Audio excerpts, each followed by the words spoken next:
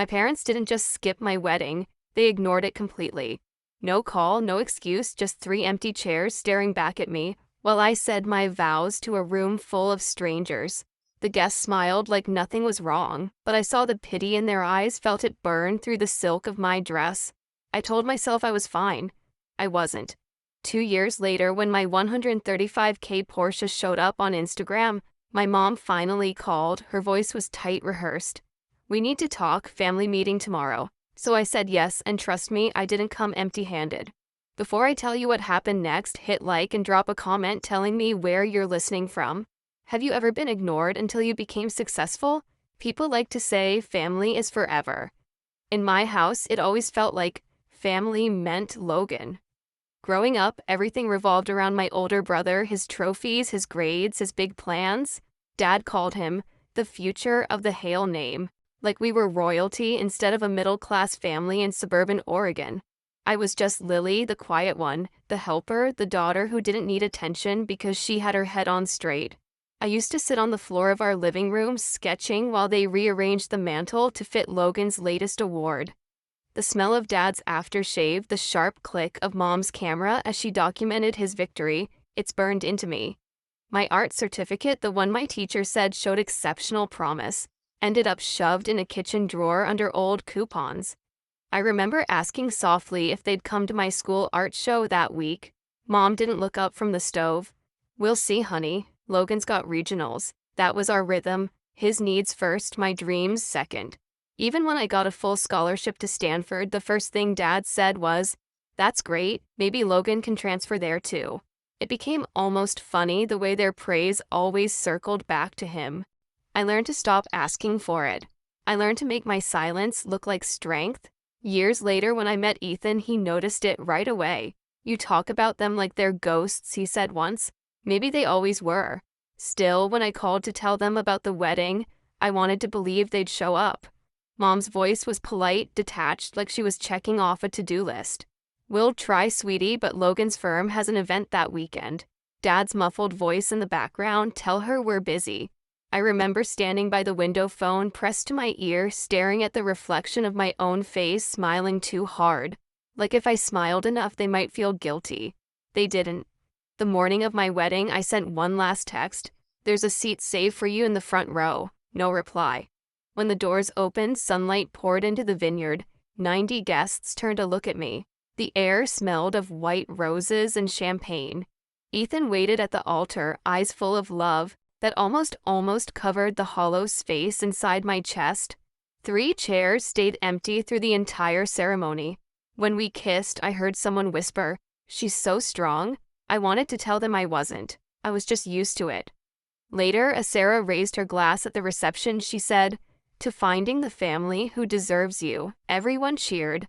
I laughed. But deep down, something in me cracked wide open. 2 years later, I'd built a life that didn't need their approval. At least that's what I told myself. Portland in the fall had that gray, determined kind of beauty, like the whole city was hustling through the fog. My office sat on the 21st floor, glass walls overlooking the river. On the day the acquisition closed, the screen flashed Crescent Studio sold. $21,000. My team burst in with champagne. To Lily Hale, Jen shouted, "The woman who built something from nothing." Glasses clinked. Music blasted from someone's phone. For a few hours, I let myself feel it.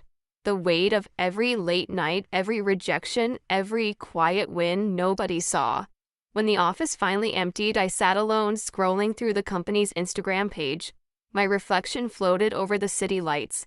Without thinking, I opened my personal account and posted a photo of the new Porsche Taycan metallic gray parked outside my house. The caption read, "Dreams realized." It wasn't bragging. It was proof to myself that I'd done it without them. 3 days later, my phone buzzed during a morning meeting. Unknown number, Oregon area code.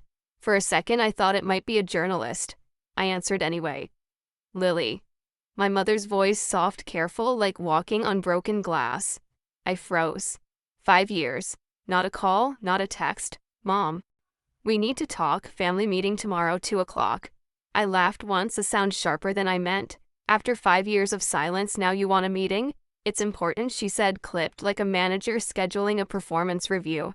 In the background, I heard Dad tell her it's urgent. I could picture them standing in that same old colonial hallway judging the size of my success before deciding how to use it. "What's this about?" I asked. Her pause told me everything. "We'll explain tomorrow." When the line went dead, I just stared at my phone. For a long minute, I didn't feel anger or nostalgia, just a dull understanding. They hadn't changed. They'd seen the car, they'd done the math. Ethan looked up from his laptop across the table. "Everything okay?" I turned the phone face down. "My mom wants a family meeting." He studied me. "You gonna go?" "Yeah," I said. "I think it's time." That night, I sat on the edge of the bed scrolling back through old photos, my wedding bouquet, my team's first office, the Porsche under the sunset. 3 snapshots of my life, each one missing the same faces. My mother once said I was too independent for my own good. Maybe she was right, but independence was the only thing that ever showed up. I opened my laptop and drafted an email to my attorney, "Need to review trust documentation by tomorrow morning." Because if they were calling a family meeting, I'd be walking in with something stronger than guilt. The next morning, I woke up before the alarm. The house was quiet, just the soft hum of the refrigerator and the sound of Ethan grinding coffee in the kitchen. I dressed like armor navy suit, low bun heels that clicked with intent. Ethan handed me a mug. "You don't have to go." "I do," I said, slipping my phone into my bag. "But this time, I'm not going as their daughter." He nodded once. "Remember who you are." The drive to my childhood home took 40 minutes. October light filtered through the trees, soft but cold. Every mile felt like peeling back a layer I'd worked hard to grow over. The closer I got, the tighter my chest became. When the house came into view, it looked smaller than I remembered, like time had shrunk it down to size. The white shutters, the brick porch, the same hydrangeas Mom used to water every evening. It all looked preserved, untouched by guilt. She opened the door before I could knock. Her eyes flicked past me straight to the Porsche in the driveway. "You've done well for yourself," she said. "No hello?" "Yes," I answered. Nothing more. Inside, the air smelled like lemon polish and control. The dining room table was already set, papers stacked neatly beside Dad's coffee mug. He sat at the head like it was a board meeting. Logan and his wife Hannah were already there, faces arranged in a polite mask of concern. "Lily." Dad's voice carried the same authority it always did. "We appreciate you coming on short notice." I didn't realize I had a choice. I said, taking the only empty chair. He cleared his throat. "Your brother's been dealing with some financial setbacks. The twins' tuition is behind, and their house, well, the mortgage is overdue." I folded my hands on the table. "And this involves me," how Mom jumped in, her voice trembling on cue. "You're the one who's stable now. We thought maybe you could help. Just until things turn around, family helps family," Logan added, leaning forward like a salesman closing a deal. Then Dad slid a folder across the table. "Here's the loan paperwork. We've already filled in most of it for convenience." My name stared back at me from the signature line. Something inside me went completely still. "Convenient?" I said quietly. "You must have been planning this meeting for a while." Mom's eyes darted to Dad. "Don't be dramatic, Lily. We're asking, not demanding." I looked at her. "Really?" "Because it feels like a setup." Logan scoffed. "You always think you're being attacked. You made your money, now act like family and share." Dad placed a hand on his shoulder as if to steady him. "Lily, we invested everything in you and your education. This is your chance to give back." I almost laughed. "You mean the education I paid for with scholarships, because you didn't want to co-sign my loans?" Silence. Mom's voice dropped to that pleading whisper I used to crumble for. "Think about your niece's sweetheart. They shouldn't suffer because of this." Her words hit the air like a trap. I stood slowly, walked to the window, and stared out at the neatly trimmed lawn. The same swing set where Logan once pushed me off for fun was still there. Paint faded, rope frayed. Some things never changed. I turned back to them, calm now. "Where were you at my wedding?" Logan blinked. "What, my wedding? 2 years ago. Where were you?" Mom's lips tightened. "We were busy. Logan had that event." Dad added without shame. "It wasn't convenient." The world went quiet. Even the clock on the wall seemed to stop ticking. I looked each of them in the eye. And now you're here because you saw the Porsche on Instagram. Because suddenly, I'm worth your time. No one spoke. I picked up the folder, flipped it closed, and set it back in front of Dad. You'll get your answer tomorrow. As I walked out, Mom called after me. Lily, don't make this harder than it needs to be. I didn't turn around. It's already as hard as it's going to get. In the car, I exhaled for the first time. My hands were steady. The fear was gone. Tomorrow, they'd learn what family means when the word stops being a weapon. The next afternoon, sunlight cut across the same dining room table, like a spotlight waiting for its scene. I parked the Porsche out front, let the engine purr a second longer than necessary, then killed it. My heart didn't race this time. I wasn't nervous. I was ready. Mom opened the door, perfectly composed in her beige sweater set, pretending this was an ordinary family discussion. You came, she said. Of course, I replied. You said it was important. Dad was already seated, glasses on, papers spread across the table again. Logan lounged in his chair, tie loosened, playing the part of the wronged son. The air smelled faintly of cinnamon. Mom's attempt to soften the edges. I placed my briefcase on the table and stayed standing. Let's get started. Dad cleared his throat. Your brother's situation hasn't improved. We'd like to finalize the loan today. Before we do that, I said, sliding open the latch of my case, there's something you should see.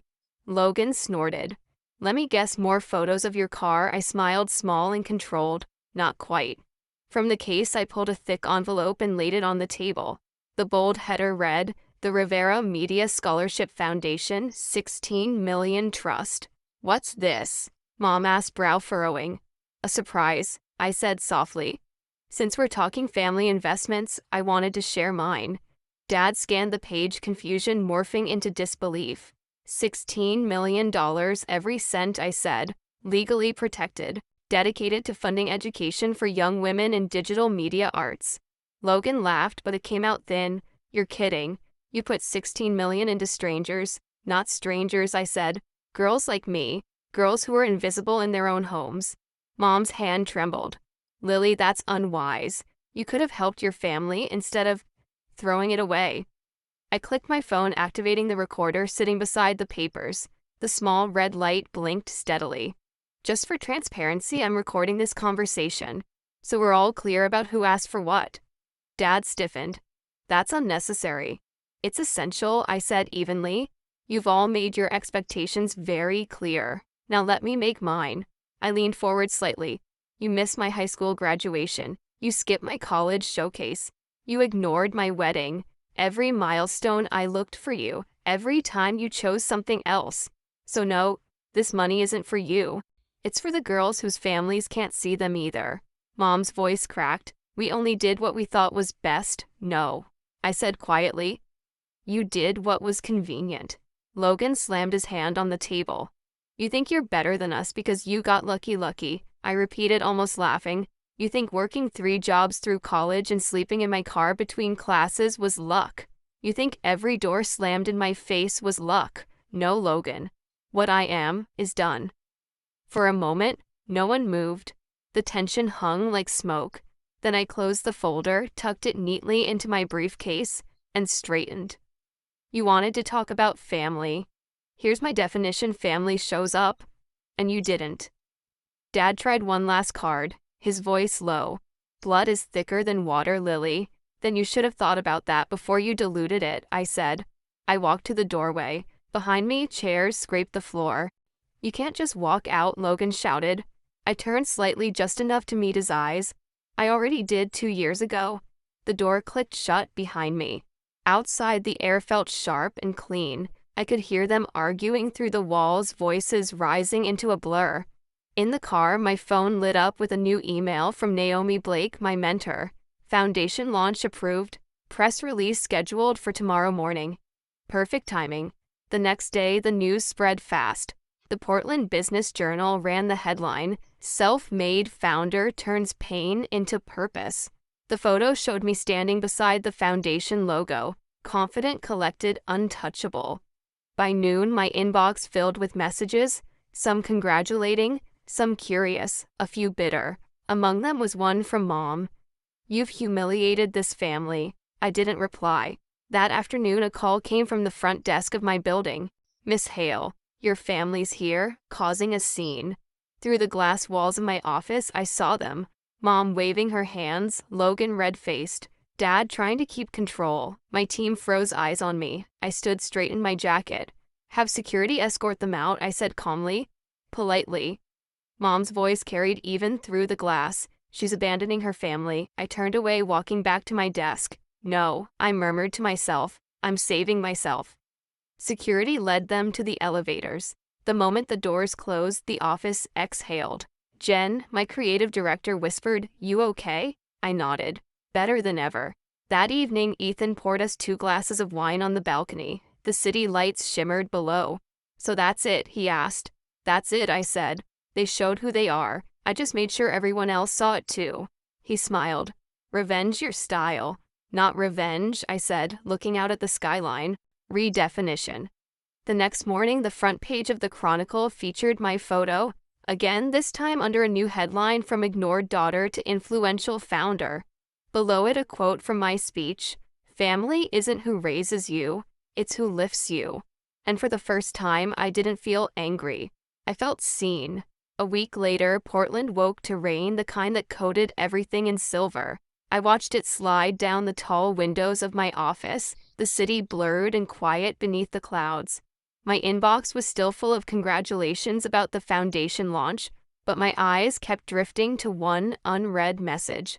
The subject line, "Family Emergency." I didn't open it. Naomi stopped by with coffee, her umbrella dripping by the door. "You did it," she said simply. 16 million, protected and purposeful. "How does it feel different?" I admitted. "Like I finally stopped auditioning for a role I never wanted." She smiled knowingly. "Freedom always feels strange at first." That night, Ethan and I walked home under one umbrella. For once, I didn't check my phone. The air smelled of wet cedar and possibility. A few days later, news started spreading. Logan's house foreclosed, Dad's firm under investigation for misused retirement funds, Mom selling jewelry for liquidity. The internet ate it up, but I didn't gloat. I just felt done. The noise no longer reached me. At the Women in Media Alliance Gala, I stood under soft lights in a navy gown, accepting the Business Leadership Award. Cameras flashed, but I spoke slowly, letting every word carry the weight of closure. For years, I chased approval that was never mine to earn. Now I use that energy to build something that lasts. The applause felt different than pity.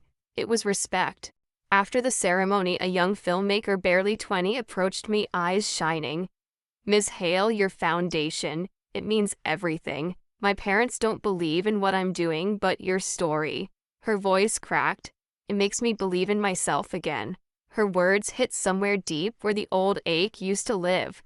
I placed a hand on her shoulder. "You don't need their permission to be brilliant." Back at home, the award sat on our mantle, where Logan's trophies used to dominate. Ethan caught me staring at it and asked, "You good?" I nodded. Better than I thought I'd ever be. The next morning, I opened the family emergency email at last. It wasn't an apology, just Mom's familiar tone, polished and manipulative. "We're struggling. Maybe we can talk." I drafted one line in response. "When you start therapy, we can talk." Then I hit send and closed the laptop. Outside, the rain finally stopped. Sunlight pushed through, glinting off the edges of the city like something reborn. For the first time in my life, I didn't feel invisible. A year later, I stood inside the Rivera Foundation's new studio, white walls, glass ceilings, sunlight spilling over rows of cameras and laptops. Laughter echoed through the space as the first class of scholarship recipients worked on their short films. I watched one girl adjust her lens with the same nervous focus I once had. Maya, our youngest scholar, looked up and smiled. "Ms. Hale, can you check this frame?" I leaned beside her, adjusting the light just a touch. "Perfect. You're seeing the world exactly how it should be seen." Behind us, a banner read, "Family isn't who raises you, it's who lifts you." Ethan arrived, coffee in hand, his grin easy and proud. "They're doing incredible work," he said. "They're doing what I wish someone had helped me do," I replied, watching Maya hit record. Outside the studio, I could see my reflection in the glass, steady, calm, whole. There were no missing faces in this picture, no empty chairs, No unreturned calls. Just a woman who stopped asking to be chosen and started choosing herself. That night, I posted a photo of the foundation team with a caption that said, "It all." Some families are built, not born. If you've ever had to walk away from the people who made you feel small, this story is for you. Drop a comment and tell me where you're listening from, because your story might be the next one someone needs to hear. And hit subscribe so you don't miss what comes next. Sometimes revenge isn't about getting even, it's about getting free.